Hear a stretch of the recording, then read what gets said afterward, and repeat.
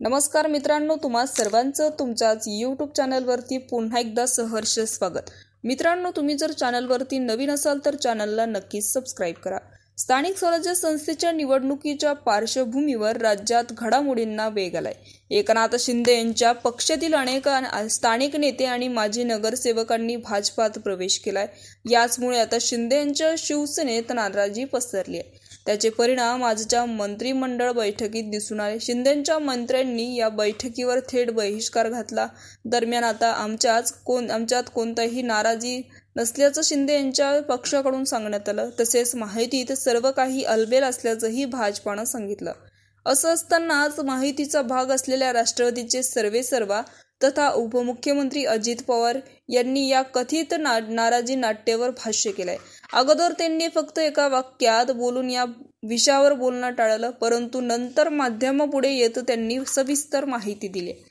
माहितीतील नाराजी नाट्यानंतर अजित पवार यांनी यामध्ये प्रतिनिधींना काही प्रश्न विचारले। शिवसेनेच्या मंत्र्यांनी मंत्रिमंडळ बैठकीवर टाकलेल्या बहिष्काराबद्दल विचारताच अजित पवार यांनी "नाही रे बाबा, नाही, असं काही नाही, हे मी तुमच्याकडून ऐकतो आहे" अशा एका वाक्यात उत्तर दिलं। त्यानंतर अजित पवार यांनी माध्यमासमोर येत सविस्तर माहिती दिली। "मला माहिती नाहीये तेही" असंही त्यांनी म्हटलंय। पुढे बोलताना "प्रत्येक जण आपला आपला पक्ष वाढवण्याचा प्रयत्न करत असतो। निवडणुकीत हे प्रमाण वाढतं। तिकीट देण्याच्या निमित्ताने पक्ष बदलण्यामध्ये वाढ होते। अध्यक्षपदाची उमेदवारी देतानाही असं घडतं", असंही मत यावेळी अजित पवारांनी व्यक्त केलंय। दरम्यान शिवसेनेच्या मंत्र्यांनी निधी वाटपावरही नाराजीवरून बैठकीवर बहिष्कार टाकल्याचं अगोदर सांगितलं होतं, परंतु नंतर भाजपाच्या इन्कमिंगवरून ही नाराजी असल्याचं समोर आलं।